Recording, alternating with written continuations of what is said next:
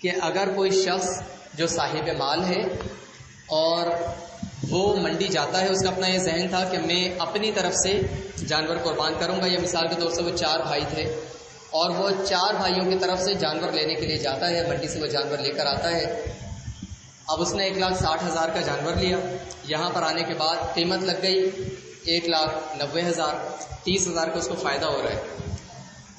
تو شریعت نے اس غنی کو یہ رخصت دی ہے کہ وہ اگر چاہے تو اس جانور کو بیچ کر دوسرا جانور بھی لا سکتا ہے،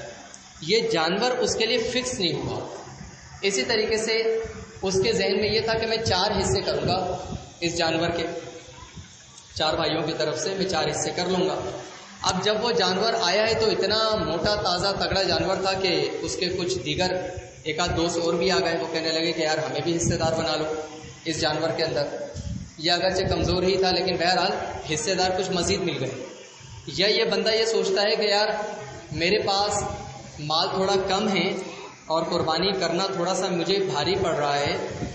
تو ابھی ہم ان 4 افراد کی طرف سے جانور جو قربان ہو رہا ہے، اگر کوئی 1-8 حصے دار اور مل جاتا ہے تو 6 یا 7 اگر حصے ہو جاتے تو سب کے اوپر بوجھ تھوڑا کم ہو جائے گا، اماؤنٹ سب کو جو دینی ہوگی وہ تھوڑی کم دینی ہوگی، تو چلو کچھ مزید ہم حصے دار شامل کر لیتے۔ تو یہ غنی شخص یہ کر سکتا ہے، شریعت نے اس کو اجازت دی ہے۔ کیوں؟ وجہ اس کی یہ ہے کہ شریعت مطہرہ نے جو اس کے اوپر قربانی لازم کی ہے وہ اس کے مال کی وجہ سے کی، جانور کی وجہ سے نہیں کی۔ جانور خریدنے سے یہ جانور اس پر لازم نہیں ہوا، تو شریعت نے جو قربانی واجب قرار دی ہے وہ اس کے صاحب مال ہونے کی وجہ سے قرار دی ہے۔ تو اب یہ بندہ اگر ایک حصہ بھی کر لیتا ہے تو شریعت قبول کر لے گی، ایک جانور کو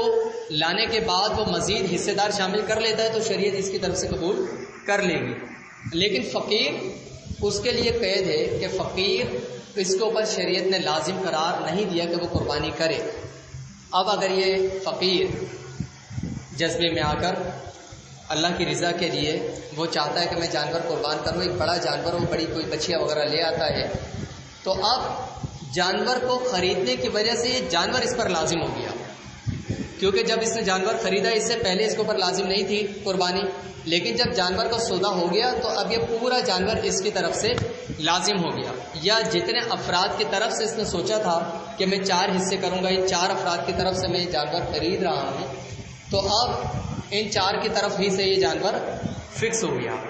اب یہ فقیر اگر چاہے کہ میں مزید افراد کو شامل کر لوں تو یہ نہیں کر سکتا۔ کیوں؟ کیونکہ جانور، شریعت مطہرہ یہ کہتی ہے کہ جانور خریدنے سے اس کے اوپر قربانی واجب ہوئی ہے، تو یہ جانور اس کی طرف سے مخصوص ہے، اس جانور کے اندر مزید حصے شامل نہیں کر سکتا۔